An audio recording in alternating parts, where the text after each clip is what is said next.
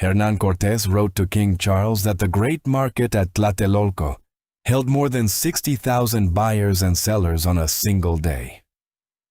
Bernal Diaz del Castillo walked through that same market and said the variety put every plaza in Spain to shame. Algae pressed into bright green cakes, roasted salamanders stacked on reed mats, larvae scooped from the surface of the lake and sold by the handful.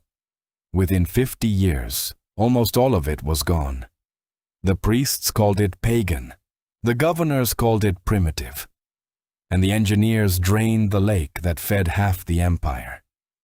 Number 5 on this list terrified the Spanish so completely that they burned the fields and cut off the hands of farmers caught growing it.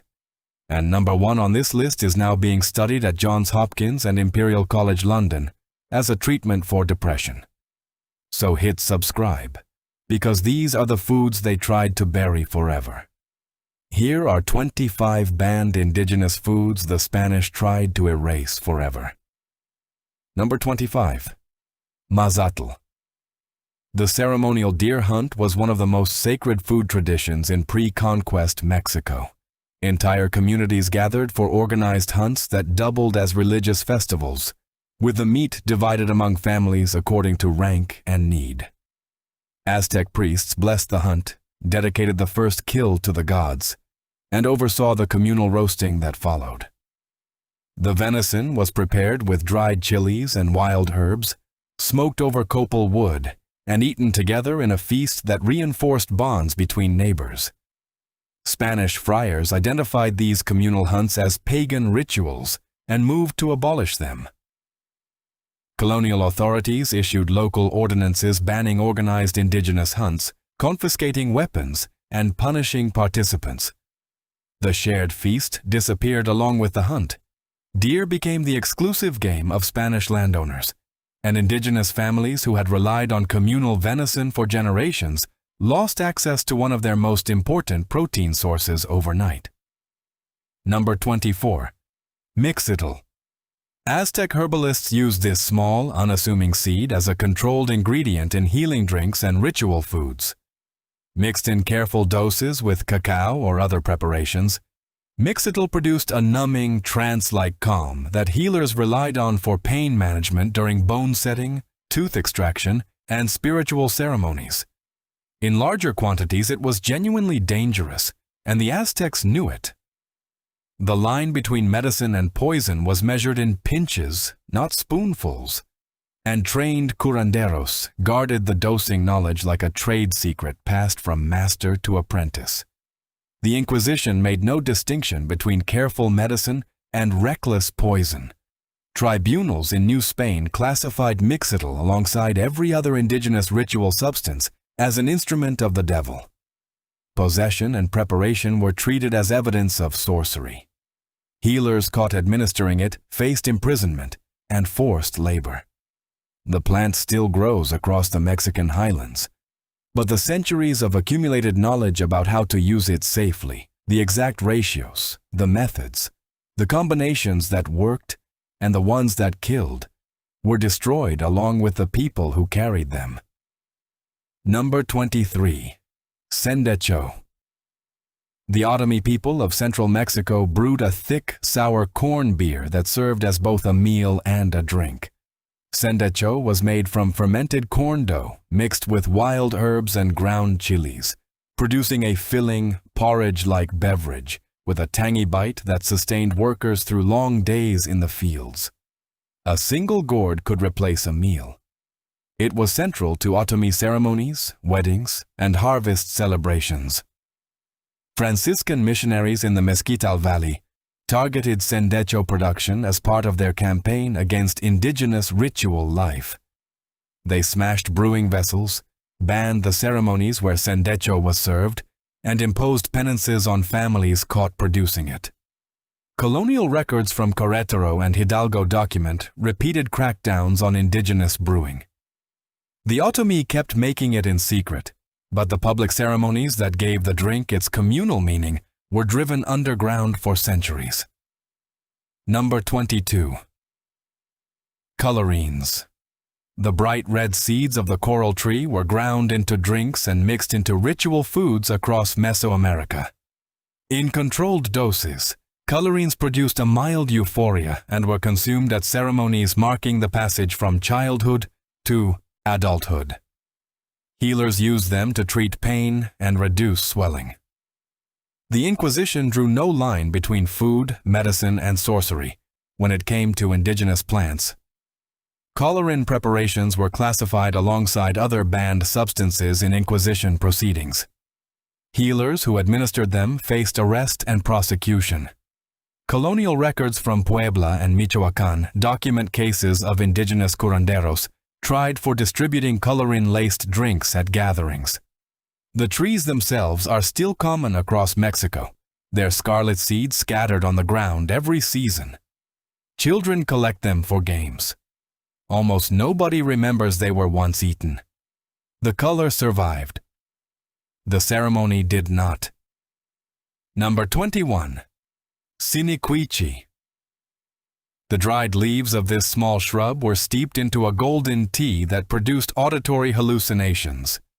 Drinkers reported hearing distant music, voices, and sounds from the past. Priests consumed siniquichi during ceremonies dedicated to ancestor communication, believing the drink opened a channel to the dead. Missionaries who encountered the practice documented it as devil worship.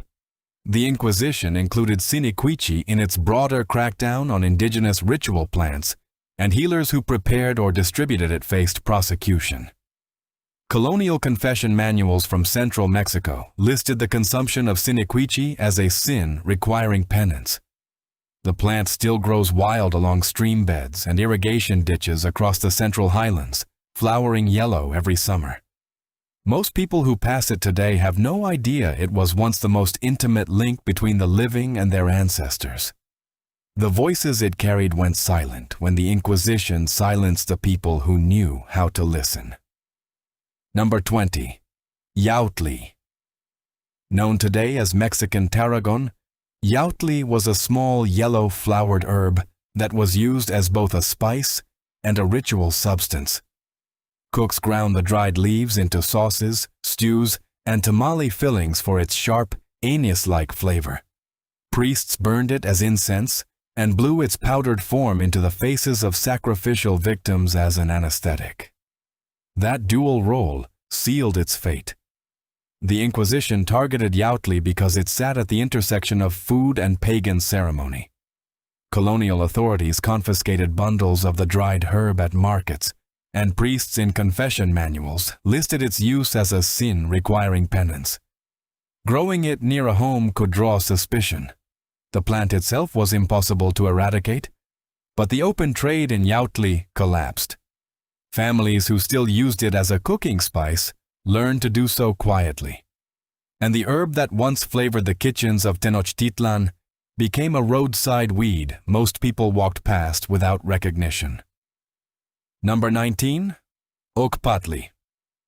Before the Spanish arrived, brewers added specific roots, barks, and herbs to pulque to change its strength, flavor, and medicinal properties.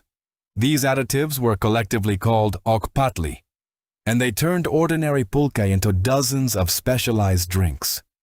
One version calmed pain, another sharpened the senses before battle. A third was consumed at funerals to ease grief.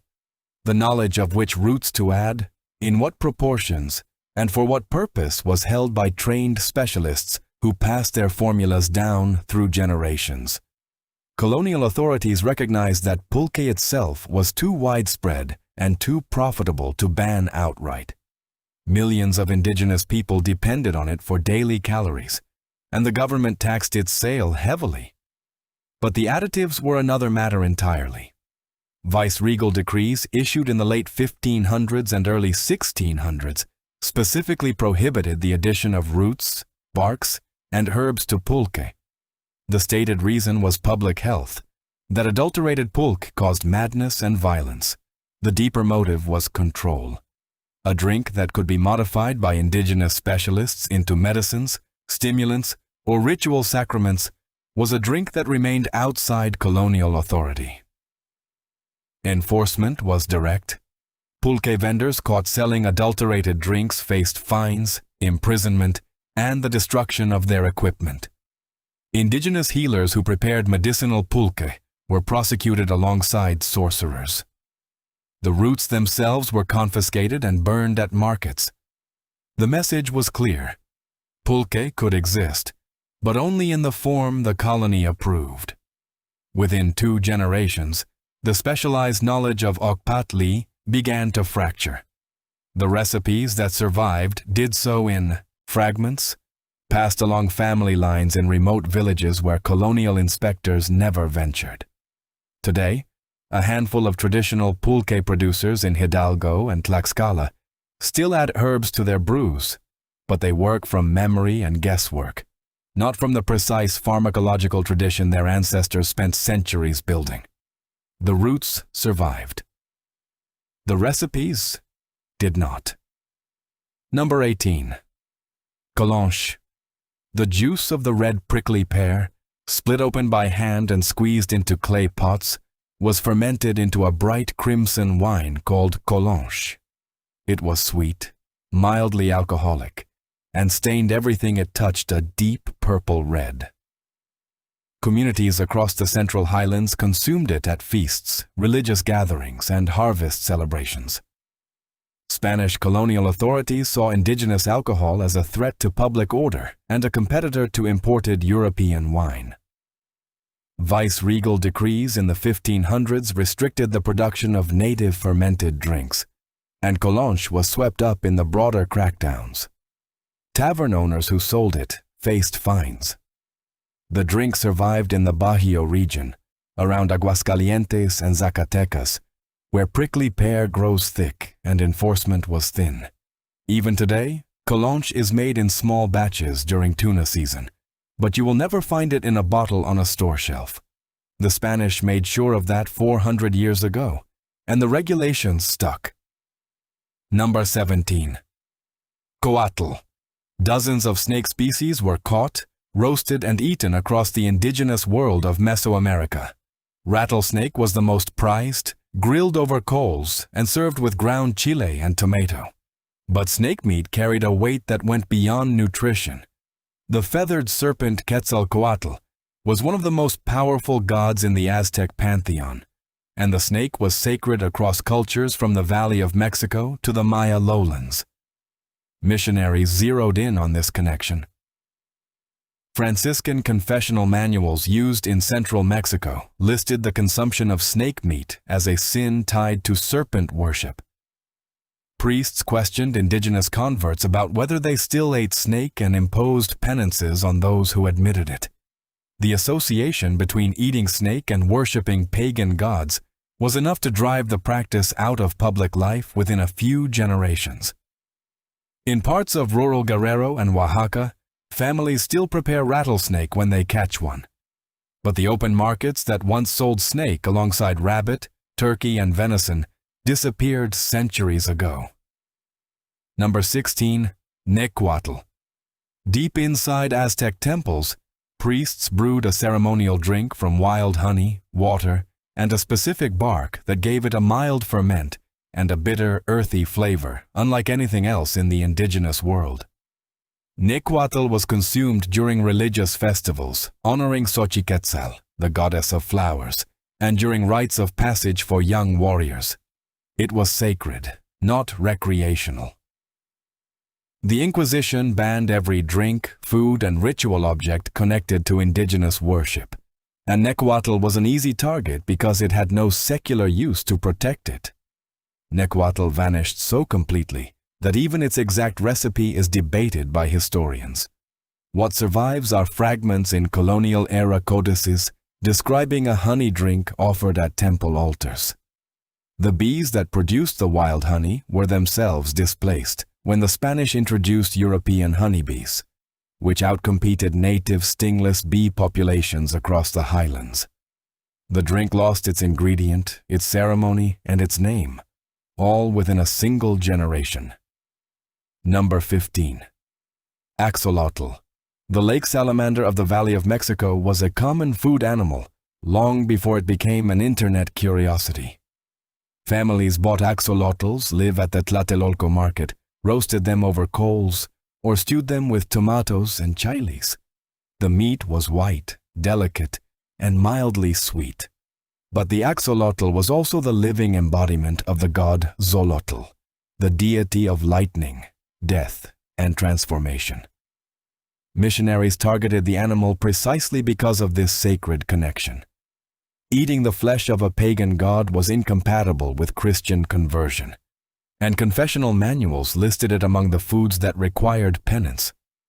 When colonial authorities launched the Desagüe de Huehuetoca in the early 1600s, draining the lake system that had sustained the Valley of Mexico, they destroyed the axolotl's habitat, along with the entire lake-based food economy. The animal that once fed, thousands vanished from kitchens and markets alike. Today it clings to survival in the canals of Xochimilco, critically endangered, a god reduced to a curiosity that people keep in aquariums without knowing what it once meant on a dinner plate. Number 14. Tesquino. In the Sierra Tarahumara of northern Mexico, the Raramuri people brewed a thick corn beer called Tesquino that was inseparable from daily life. It was food and drink in one. Women chewed corn kernels to start the fermentation, mixed the mash with water and wild grasses, and let it sit in clay pots for days until it turned sour and slightly alcoholic. Tesquino was served at every communal event: planting, harvest, house raising, funerals, and the long-distance running ceremonies the Raramuri are still famous for. It provided calories, hydration, and B vitamins. A family that brewed Tesquino was a family that participated in community life. Refusing to share it was considered a social offense worse than theft. When Jesuit missionaries arrived in the Sierra in the 1600s, they recognized Tesquino as the glue holding Raramuri spiritual life together. They banned it outright. Mission records document systematic campaigns to smash brewing pots, punish brewers, and replace Tesquino ceremonies with Catholic feast days. Missionaries stationed in the remote canyon settlements reported destroying hundreds of clay vessels in a single sweep. Families who resisted faced expulsion from the mission system, which meant losing access to tools, seed, and protection from slave raiders. The Raramuri responded by retreating deeper into the canyons, beyond the reach of the missions. In the most remote barrancas, they never stopped brewing. Today, Tesquino remains central to Raramuri life in the Sierra Tarahumara. The Jesuits spent 2 centuries trying to kill it and failed. But in the lowland communities where mission control was tighter, the tradition was broken, and the communal fabric it held together frayed along with it. The corn beer survived where the mountains were too steep for priests to follow. If you ever visit the Copper Canyon and someone offers you a gourd of thick, sour corn beer, say yes. You will be drinking something the Jesuits spent 200 years trying to wipe off the face of the earth. Number 13. Zictli. The Aztecs chewed a natural gum made from the sap of the sapodilla tree. Zictli was not just a habit. It served a real function. It cleaned the teeth, freshened the breath, and suppressed hunger during fasting periods. Aztec dental health was remarkably good by pre-modern standards, and Zictli was part of the reason. But there were strict social rules around it. Only children and unmarried women could chew in public. For everyone else, it was done privately. Spanish colonial authorities banned public gum chewing entirely, declaring it vulgar and incompatible with Christian decorum. Church records from the 1600s mention priests confiscating chicle from parishioners during services. The gum itself did not disappear. It eventually became the basis for the modern chewing gum industry when American entrepreneurs discovered chicle in the 1860s and turned it into a commercial product. But the Aztec social customs around Zictli, the rules, the restraint, the purpose, were erased completely. Number 12. Balche. The bark of the balche tree was stripped, soaked in wild honey and water, and left to ferment into a mildly intoxicating drink that tasted of earth and sweetness. Balche was the sacred beverage of the Maya and had been consumed across southern Mesoamerica for centuries before the Spanish arrived. It was drunk during healing ceremonies, divination rituals, and community purification rites. Priests administered it to induce visions, and ordinary families drank weaker versions at celebrations. Bishop Diego de Landa, the same friar who burned thousands of Maya manuscripts, ordered the destruction of balche trees and banned the drink outright. Colonial enforcers cut down groves and punished anyone caught brewing it. The suppression was so thorough that balche nearly disappeared from the Yucatan Peninsula entirely. Today, a handful of Maya communities in Quintana Roo still brew it for ceremonial purposes, using trees they have guarded for generations. Number 11. Sotol. In the deserts of northern Mexico, indigenous communities harvested the hearts of the sotol plant, pit-roasted them for days, and fermented the sugary pulp into a potent spirit. Sotol was central to ceremonial life among the peoples of Chihuahua, Durango, and Coahuila. It marked harvests, funerals, and the turning of seasons. Spanish colonial authorities applied the same vice-regal prohibitions to sotol that they used against every other indigenous fermented drink. Production was banned outright. Stills and fermentation vessels were destroyed. Producers faced fines and imprisonment. The ban pushed sotol underground for centuries. Families kept making it in remote canyons and desert camps, passing the technique from parent to child without ever writing it down. It was not until the early 2000s that sotol was finally legalized as a commercial spirit in Mexico. 400 years of prohibition, and the drink outlasted every law that tried to kill it. Number 10. Toctli. Communal rabbit drives were a major source of protein across Mesoamerica. Entire villages would organize hunts across open grasslands, driving hundreds of rabbits into nets where they were caught by hand. The meat was roasted whole over coals, dried into jerky for storage, or stewed with chilies and squash. It was democratic food. Everyone participated and everyone ate, from the eldest grandmother to the youngest child old enough to run. Spanish colonial land law ended the commons. Hacienda owners claimed the grasslands as private estates, and hunting on their property became illegal without written permission. The communal rabbit drive, which had fed communities for centuries, was criminalized overnight. Colonial ordinances in the Valley of Mexico and Puebla imposed fines and confiscation on indigenous hunters, caught organizing drives without landowner consent. Families who had relied on wild game were forced onto hacienda payrolls, eating whatever rations the landowner saw fit to provide. The grasslands that had belonged to everyone now belonged to someone, and the rabbits ran free, while the people who once ate them went hungry. Number 9. Tlacuache. Before the Spanish arrived, opossum was an ordinary protein across central Mexico. The meat was roasted over coals until the skin crisped, or stewed slowly with tomatoes and chilies until it fell apart. The animal was also valued medicinally. Its tail was ground into remedies, and its fat was used as a cooking grease and a salve. Spanish missionaries declared the opossum unclean and associated it with witchcraft. Colonial confessional manuals, the handbooks priests used to interrogate indigenous converts about their sins, listed eating opossum as an offense requiring penance.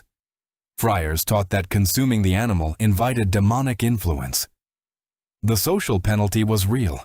Indigenous families who wanted to participate in the colonial church system learned to hide or abandon the practice. Opossum meat went from an ordinary meal to something eaten only in the most rural and isolated communities, far from the eyes of parish priests. Number 8. Pichiatl. Long before Europeans encountered tobacco, indigenous peoples across Mesoamerica consumed it as a food and medicine. Pichiatl was not just smoked. It was chewed raw, mixed into lime paste and held against the gums, blended into healing drinks, and rolled into pellets that were swallowed to suppress hunger on long journeys. Priests used it in divination, midwives administered it during childbirth, and warriors packed it as field rations. The Inquisition moved against pieciatl as part of its broader crackdown on indigenous ritual substances. Inquisitors classified its ceremonial use as superstition and issued orders restricting its preparation and sale by indigenous healers. Anyone caught using pieciatl in a healing ceremony or divination ritual could be hauled before the tribunal, questioned under oath, and punished. The colonial authorities did not try to eliminate the plant itself, which was too widespread and too profitable. They targeted the way indigenous people consumed it: the chewing, the swallowing, the ritual preparation that turned a plant into a sacrament. European colonists adopted tobacco enthusiastically, but only in the form of smoking, which they considered civilized. The indigenous practice of eating and chewing it was stigmatized as primitive, and the healers who prepared it as medicine were driven into hiding. The irony runs deep. The same plant, consumed by the same species on the same continent. Spanish colonists built an entire economy around tobacco, shipping it across the Atlantic in quantities that would have stunned the Aztec priests who first considered it sacred. But the European version was civilized because it came in a pipe and a pouch, not in a healer's hands during a ceremony the church could not control. The indigenous way of consuming pieciatl, the chewing, the swallowing, the prayers that went with it, was not banned because it was dangerous. It was banned because it was powerful in a way the colony could not tax or regulate. The only difference was who held the pipe and who faced the tribunal. Number 7. Taberna. Along the Pacific coast from Colima to Guatemala, indigenous communities climbed the tall coyol palm, cut into its crown, and collected the sweet sap that dripped out overnight. Fermented for a day or two, the sap became taberna, a mildly alcoholic wine with a yeasty floral sweetness, unlike anything the Spanish had tasted. It was consumed at festivals, shared at communal meals, and offered to the gods during harvest ceremonies. Viceregal authorities classified taberna alongside every other indigenous fermented drink as a threat to public order and a competitor to European imports. Decrees prohibited its production and sale. Palm tappers who were caught faced fines, confiscation of their tools, and public punishment. Enforcement hit hardest in towns near Spanish settlements. In remote coastal villages, the tradition survived because nobody came looking. Taberna is still made in small quantities in parts of Colima and Jalisco, tapped from the same species of palm, fermented the same way, and shared by families whose ancestors never stopped climbing. Number 6. Toloach. The seeds and leaves of the datura plant were used as a potent medicine and food additive across Mesoamerica. In small, carefully measured doses, toloach was mixed into gruels and drinks to treat pain, fever, and inflammation. Healers administered it during surgeries and bone setting. In larger doses, it induced hallucinations and was used in divination and coming-of-age rituals. The Inquisition banned toloach outright. Possessing the plant, preparing it, or administering it to another person could result in arrest and trial for sorcery.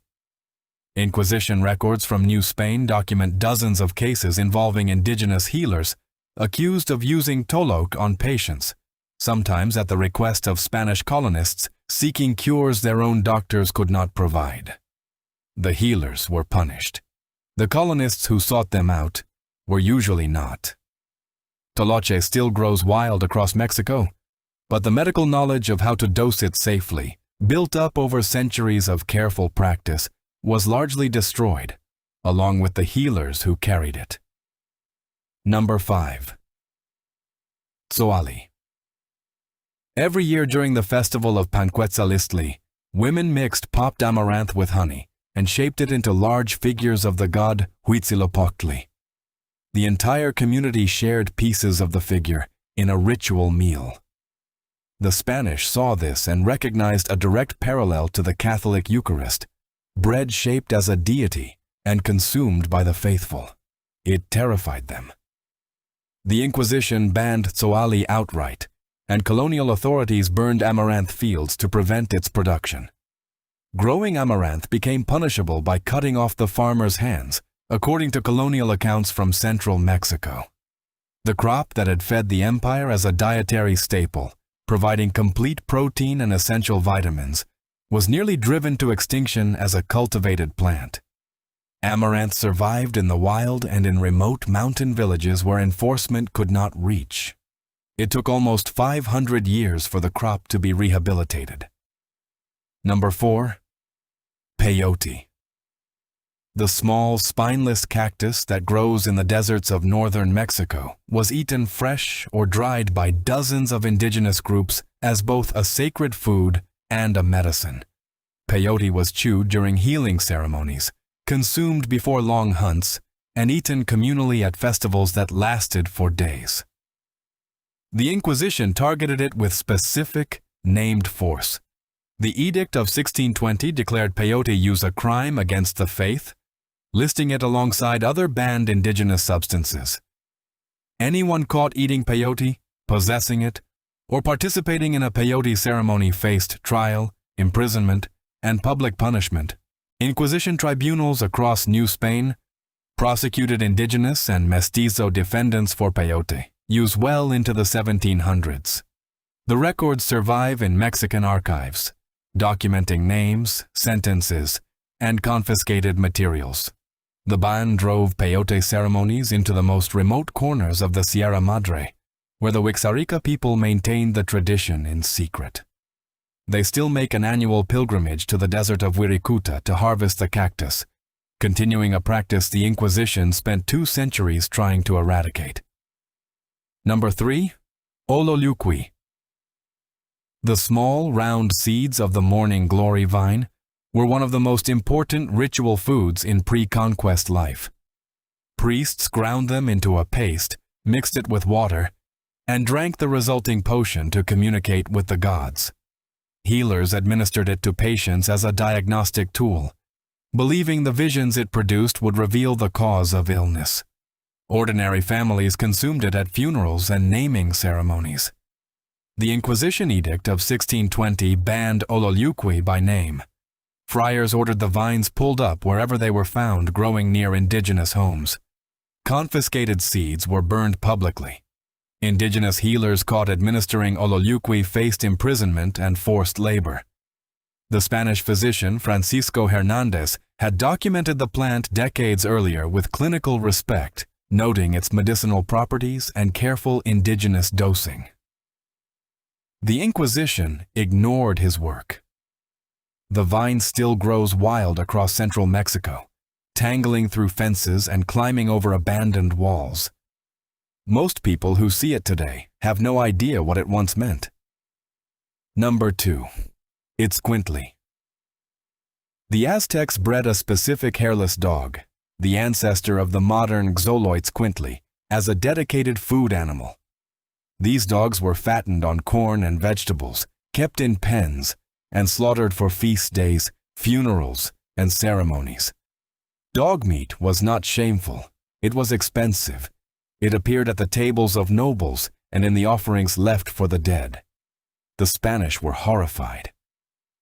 Eating dog violated every European taboo about the boundary between pet and livestock.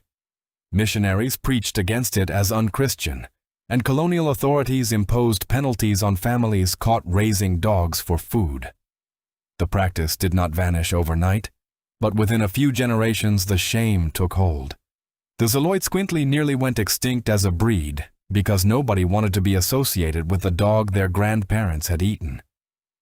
Today, the Xoloitzcuintli is a protected national symbol of Mexico, recognized by kennel clubs worldwide, and one of the most expensive purebred dogs you can buy.